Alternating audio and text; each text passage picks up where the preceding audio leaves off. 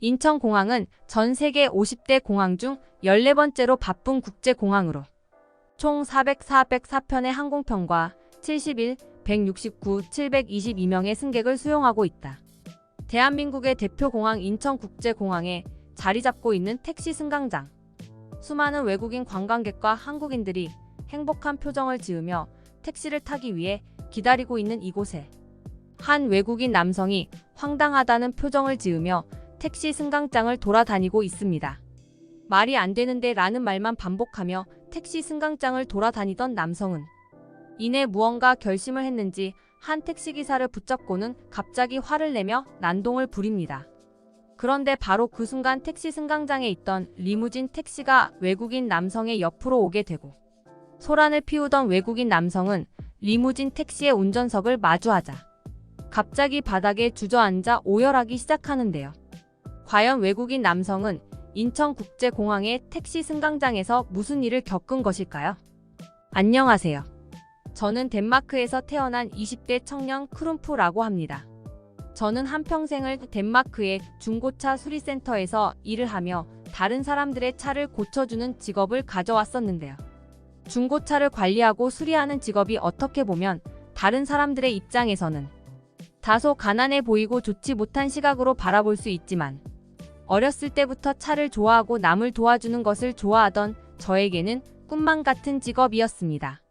어렸을 때부터 자동차를 너무나 좋아해서 카레이서가 되고 싶었던 다른 꿈도 있었지만 저는 곧 현실의 벽을 깨닫고 자동차를 수리하거나 관리하는 직업 쪽으로 진로를 틀게 되었죠. 하지만 이러한 저의 모습에 부모님께서는 너무 창피하다는 말씀을 하시면서 어느 순간부터는 다른 사람들에게 아들이 카센터에서 일한다는 말은 전혀 하지 않으며 저에 대한 존재를 숨기기 시작하셨습니다. 저에게는 한 살밖에 차이 나지 않는 친구와 다름없는 남동생이 있었는데 동생 니콜라이는 이런 저와는 반대로 어렸을 때부터 공부도 잘하고 운동도 잘하는 다재다능한 아이였기에 부모님께서는 어디를 가나 항상 동생 니콜라이에 대한 얘기만 하시면서 사실상 저는 가족 취급도 하지 않으시더군요. 그래서 그런지 저는 이러한 부모님의 차별을 느끼기 시작하고 동생과 비교되기 시작한 순간부터 하루빨리 가족의 품을 떠나 독립을 이루어 다른 나라에서 살아야겠다는 꿈을 가질 수밖에 없었습니다. 덴마크에서의 학교를 다닐 때부터 제 동생이나 다른 또래 친구들처럼 평범한 고등학교가 아닌 자동차 기술과 관련된 기술학교로 진학하게 된 저는 학교에서 자동차 관리에 대한 기술들을 배워나갈수록 부모님에게 심한 차별을 받아야만 했고 이제는 동생조차 저를 수리공이라고 비웃기 시작하더군요. 다행스럽게도 자동차를 다루는 것에 있어서는 재능이 있던 것인지 저는 하루하루 기술학교에 기술을 배워나갈수록 다른 친구들보다 월등히 앞서 나가기 시작했고 전문 자동차 관련 대학교에 입학을 하기 전부터 저의 실력을 알아보고 자동차 수리를 맡기는 고객들이 생길 정도로 저는 제가 살고 있던 덴마크 지역에서는 꽤 유능한 자동차 수리 기술자로 이름을 날리게 되었죠. 그저 제가 보잘것없는 자동차 수리공이라고 생각했던 부모님과 동생은 저의 이러한 모습에 큰 충격을 받은 것 같았지만 같은 가족 구성원임에도 저를 무시하는 행동을 멈추지 않았습니다. 특히 동생은 자신은 학문과 관련된 지식의 학교에서 공부를 하고 대학교도 컴퓨터 관련 학과로 진학하게 될 것인데 형은 고작 해봐야 자동차를 수리하는 사람이 아니냐며 비웃었죠. 하지만 저의 실력을 인정해주고 자동차의 수리를 맡기는 고객들이 늘어갈수록 동생과 부모님의 이러한 저를 무시하는 듯한 발언은 저에게 아무런 타격을 주지 못했고 시간이 지날수록 저는 더욱 더 인기가 많아지게 되면서 고등학교를 졸업하기 직전에는 덴마크에서 제일 큰 메이저 카센터에서 저를 직접 스카우트하러 오는 상황까지 벌어지며 저는 저의 꿈을 향해 달려나간 보상들을 하나둘씩 받게 되었습니다. 하지만 덴마크는 저의 꿈을 펼치기에는 너무 아날로그적인 면모가 많은 나라였고 사람들의 소득 수준 때문인지 자동차를 타고 다니는 사람도 그렇게 많이는 없었기 때문에 저는 항상 다른 나라로의 직업 이민을 꿈꿀 수밖에 없었는데요. 그러던 중 저는 어느 날 유튜브에서 한국과 관련된 몇몇 영상들을 보게 되었고 한국이 제 생각과는 너무나 다른 선진국이었다는 사실을 마주하고 말았습니다. 특히 한국에는 자동차를 고치거나 수리하는 것은 물론 자동차를 타고 다니는 직업과 관련된 분야에서도 꽤 많이 발전한 것 같았고, 만약 한국에 가게 된다면 낮에는 카센터에서 일을 하고 저녁에는 어떤 식으로든 차를 운전하는 직업을 가지게 된다면 더할 나위 없는 행복한 나날이 펼쳐질 것 같았죠. 그 이후 저는 덴마크에서 고등학교를 졸업한 뒤 곧바로 자동차기술대학교에 진학하지 않고 남는 시간을 활용해 한인타운의 한국어 강습교실에 등록하게 되었습니다. 수많은 나라들을 검토해 보았지만 그때 당시 저의 기준으로는 한국이 제일 살기 좋아 보였고, 제가 제일 중요하게 생각하던 다양한 자동차들을 볼 수 있는 것과 항상 안전함이 유지되는 나라라는 특징은 제가 한국을 선택할 수밖에 없는 이유를 만들어 주었죠. 다행스럽게도 제가 등록한 한인타운의 한국어 교실은 실제 한국에서 태어난 한국인들도 몇몇 존재하는 유명한 수업이었고, 저는 이곳에서 다양한 한국인 친구들을 사귀면서 빠르게 한국어도 배울 수 있었습니다. 특히 낮에는 카센터에서 일을 하는 저를 배려해서인지 그곳에 계신 한국인들은 항상 제가 일을 끝마치고 늦게 오면 저를 위해 앞부분의 수업을 위한 수업 자료를 전해주시거나 중간중간 한국에서만 먹어볼 수 있는 다양한 간식들까지 주시면서 저를 많이 도와주셨어요. 하루는 그곳에 계시던 한 한국인 강사분께서 왜 이렇게 열심히 한국어를 배우는 것이냐고 물어보았고, 저는 한국에서 낮에는 저만의 카센터 가게에서 일을 하고 저녁에는 다른 사람을 위해 운전을 하는 직업을 가지고 싶다는 저의 꿈을 전달하. 이렇게나 꿈이 구체적이고 한국에서 살고 싶어하는 사람은 처음 본다며 놀라시던 모습은 아직도 저에게 강한 동기부여가 되어주고 있죠. 한국어를 처음 배울 때는 너무나 어려워서 제대로 쓰기도 말하기도 못했으나 점차 시간이 지나면서 저는 조금씩 한국어로 말을 하는 것과 한글에 익숙해졌고, 잠을 자는 시간이 줄어들어 조금 피곤하기는 했지만 어느 정도 한국어로 소통할 수 있는 단계로까지 발전하면서 구체적인 한국으로의 직업 이민을 준비할 수 있었어요. 무려 1년이 조금 넘는 시간이 걸렸으나 그 사이 낮에 일하는 카센터에서도 조금 더 고가의 차량 장비를 다루는 법이나 수리를 하는 기술, 그리고 자동차의 튜닝 관련 기술까지 배울 수 있었던 저는 그곳에서 버는 돈을 모조리 저금하며 한국에서 카센터를 차려야겠다는 꿈을 구체화시키고 있었죠. 그런데 어느 날 평소와 다름없이 덴마크의 카센터에서 고가의 차량을 수리하고 있는데 한 여성이 저에게 말을 걸더군요. 그런데 그 여성을 보는 순간 저는 너무 놀랄 수밖에 없었습니다. 여성은 덴마크에서 몇 없는 왕실 가문을 유지하고 있는 왕실 가문의 소속 공주였고, 저는 오래전 덴마크 왕실의 리무진 차량을 수리하던 중 여성을 몇 번 본 적이 있었기 때문이죠. 하지만 그녀는 왕실에서의 품위 있는 모습은 전혀 볼 수 없었고 오히려 편안하고 자연스러운 복장으로 자신의 차량을 수리해줄 수 있는지 저에게 말을 걸어왔고, 제가 자신을 알아본 것을 눈치챘는지 자신을 봤다는 사실을 그 누구에게도 말하지 말아달라며 선글라스를 쓰고는 자신의 신분을 감추기 위해 애를 쓰는 모습까지 보이더군요.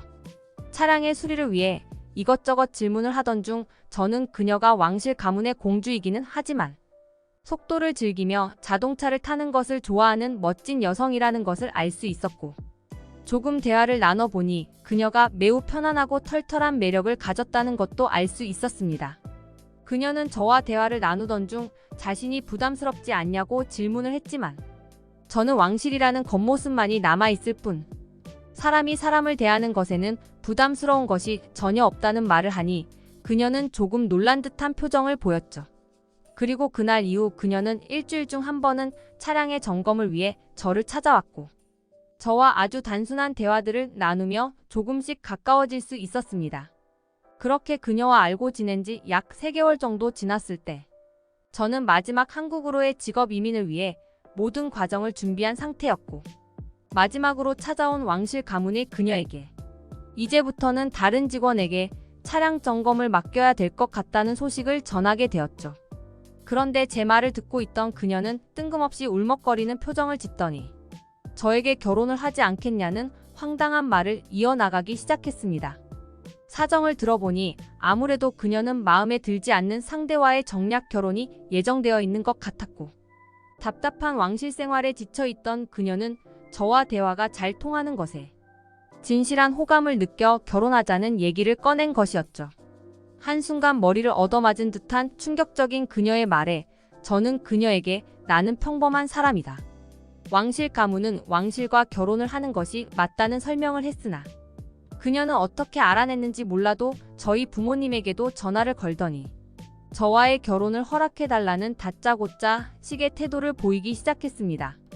한국에 가기 위해 준비를 했던 계획과 꿈을 그녀에게 설명했으나 그녀는 한국은 어차피 후진국이고 가난한 나라인데 지금의 나라에서 자신과 왕실 생활을 하는 것은 어떻겠냐며 계속 저를 설득했고 저는 도저히 대화가 되지 않는 그녀의 모습에 카센터를 도망치듯 퇴근하고 말았죠. 아니나 다를까 집에 오니 동생과 부모님은 저에게 왕실 가문의 공주와 결혼식을 당장 올리자며 저를 붙잡고 흔들기 시작했고 저는 조곤조곤 상황을 설명했으나 부모님께서는 왕실 가문과 결혼하면 엄청난 부와 명예를 가질 수 있다는 헛소리만 하시면서 당장 왕실 가문의 공주와 결혼식을 올리자는 말만 반복하셨어요. 동생 또한 저에게 큰 열등감을 느끼며 자동차 수리공이 무슨 왕실 가문과 결혼이냐며 조롱했지만 그러한 상황 자체를 고민하는 모습에 오히려 제가 멍청한 사람이라고 비웃기까지 하더군요. 하지만 저는 생각하면 생각할수록 제가 오랫동안 준비해온 한국에서의 생활이 더욱 행복할 것 같았고 굳이 왕실 가문과 결혼을 하지 않아도 한국에서는 제가 하고 싶은 일을 하며 살 수 있을 것이라는 확신이 들었습니다. 하루 정도 고민한 뒤 저는 부모님과 동생에게 덴마크 가문 공주와는 결혼을 하지 않을 것이라는 단호한 저의 의견을 전달했고 왕실과 관련된 사람들이 찾아오더라도 절대 문을 열어주지 말라는 말까지 하게 되었죠.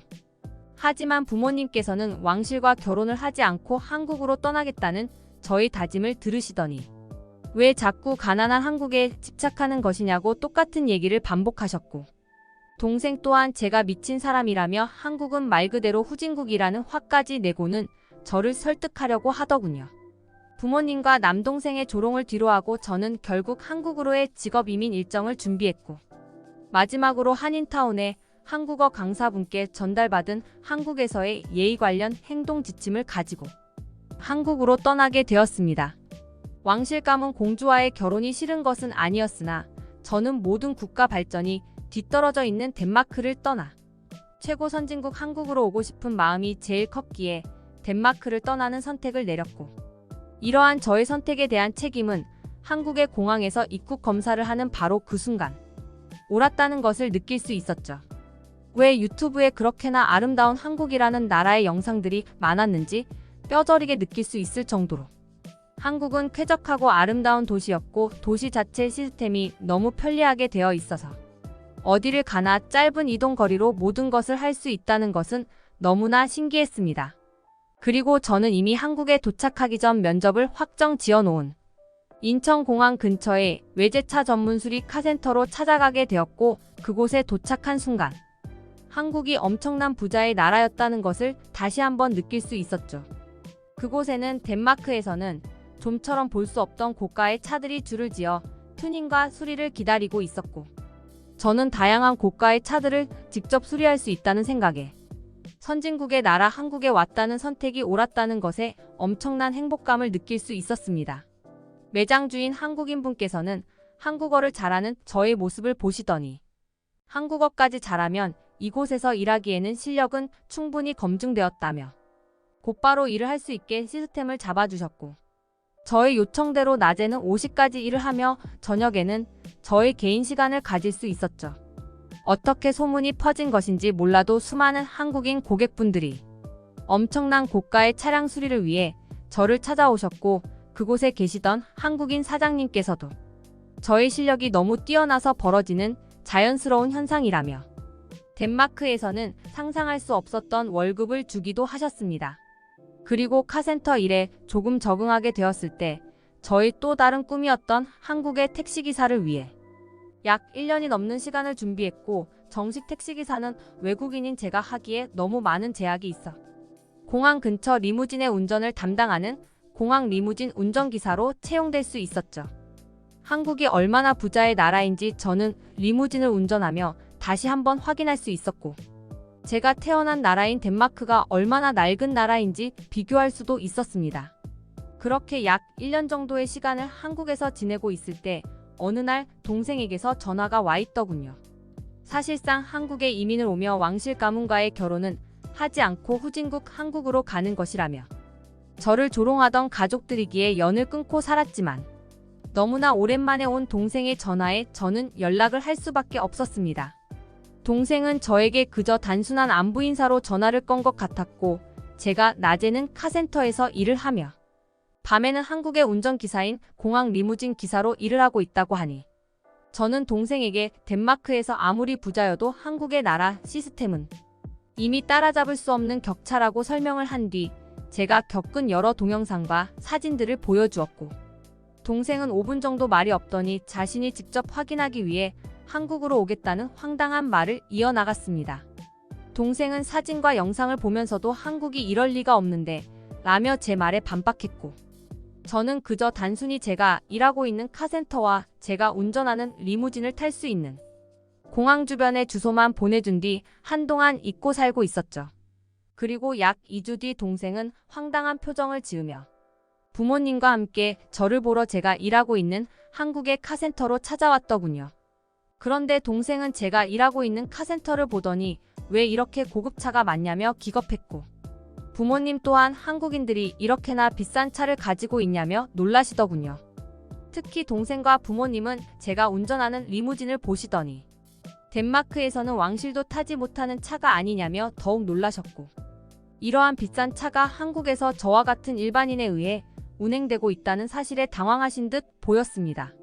그 후 동생과 부모님은 제가 사는 집도 보시더니 덴마크에서 보지 못한 쾌적한 주거 공간에 점점 자신들도 한국에서 같이 살면 안 되겠냐며 저를 설득하시더군요. 그리고 그 날로부터 3년이라는 시간이 지난 지금 저는 남동생 그리고 부모님과 함께 저희 가족만의 외제차 전문 카센터를 운영하며 행복하게 살아나가고 있습니다. 특히 동생은 제가 운전하는 리무진 운전기사에 흥미를 느꼈는지 한국관광청 소속의 외국인 관광객 전문 택시기사가 되기 위해 엄청난 노력을 하고 있을 정도죠.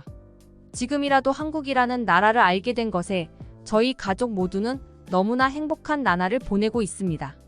왕실 공주와 한국에서 살았다는 해피엔딩이 아니어서 조금은 아쉽네.